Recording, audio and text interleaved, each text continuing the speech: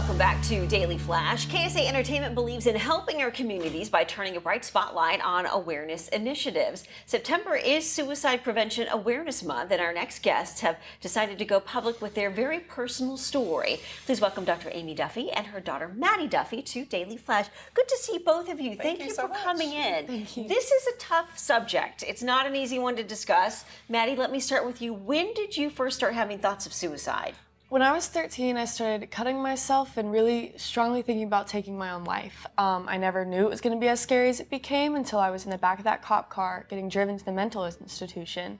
I thought it would be like summer camp. This was no summer camp. And as a mom, Aimee, what's going through your mind in having this experience and watching your daughter being put into the back of a police car? I mean, you can imagine how scary it was watching your 13-year-old daughter come to you for help and end up getting put in the car, you know, in the back of a police car, literally with a modern-day straitjacket. I am a physician, you know, I'm a doctor. I should have seen the signs. I should have known what was going on. And, you know, they're very subtle with teenagers. Things are a little bit nervous there or interesting. So you don't really know 100% until it, you know, it's right in your face. You're right on the money there. The shoulda, coulda, woulda. You're a doctor. You should have seen the signs. You should have known. This is your daughter. It's a mother's intuition. Was there something that happened that sort of sparked your interest and said, something's not right? Well, it was Christmas Day. We were sitting around the table playing Irishopoly, and we live in South Carolina, so it's warm. Madie was in shorts, and I just noticed that she had cuts on the side of her leg. And she originally said they were the cat scratches or something, and I knew that wasn't quite right. So there was a little signs early, but then this experience of her getting a little bit worse. We talked about therapy. She tried a little bit, thought she was feeling better, and then, you know, suddenly came to me one Wednesday morning, 5 months later, having been up all night cutting herself with a razor that she deconstructed from the bathroom shower. So that was a very scary experience, and that led us to the hospital, which prompted the drive to the hospital mental institution in the back of a cop car. And there maybe have been family dynamics come into play with mom and dad, is that right? So we actually let her know that day on Christmas Day when we found out that she was cutting through that conversation that we were actually going forward with a divorce. So we were definitely having a stressful time. She's number 2 out of 4 girls, so you know, we had a busy life and a busy household. So you know, definitely for me, having the mom guilt of being, you know, blindsided a little bit, but also just caught up in my own stuff and not really being able to recognize what was going on. And Madie, why did you not feel comfortable going to your parents or even your siblings for help to say, hey, I'm not feeling quite right now? I don't know.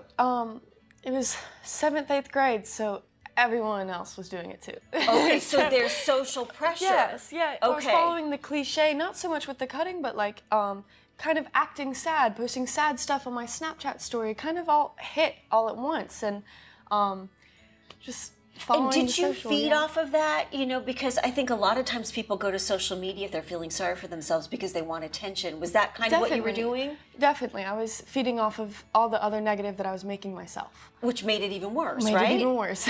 You've created a list of questions, a quiz for parents, and we've got some of them. We want you to walk us through a few of these signs. The first one, you've got sudden loss of interest. Yeah. If you notice your child has got a sudden loss of interest in something they love, that could be a sign. Yeah. Yeah, well, I lost all motivation to do anything, whether it was school, youth group, sports, even just hanging out with my friends. I didn't want to do it. And that's a big sign. You also say social withdrawal.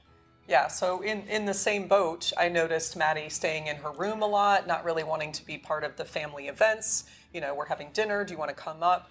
Wearing your hoodie all the time. And again, we see these. These are signs that you see all the time. Always on your phone, headphones, just really isolating yourself from the world. Yeah, and just entrenched in a social media world, which is not healthy altogether. Changes in sleep patterns. Were you not sleeping? No, I was not sleeping. Really? Yeah, I was staying up from 1 or 2, even 3 o'clock in the morning, just on my phone doing nothing, and then I got my phone taken at night, still stayed up just doing nothing, and would find myself falling asleep in class almost every single day. Wow. Okay, loss of appetite or change in eating habits. Yeah, so I noticed, number 1, all the kids took their lunch to school and Madie stopped taking her lunchbox. She didn't want to do that. I don't know if it was lack of appetite or just it wasn't cool to have a lunchbox in middle school. But we'd have breakfast ready in the morning and she just, I'm not hungry all the time, not hungry.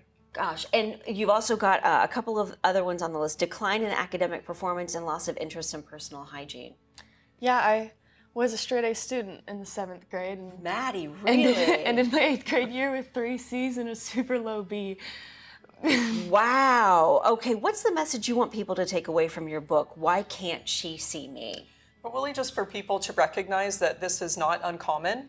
And like you heard, a lot of kids are going through that, and that seems to be the cool thing to do. But really reaching out for help, talking to a friend, another adult, a parent if you can. Once I knew what was going on with Maddie, then we could move forward and really get her the help so she doesn't have to experience what she went through. And, if we can just one life that we could change, preferably save, then that's really what our goal is. Aimee Duffy MD.com is the website for more information. Ladies, thank you so much for sharing your story. Thank you.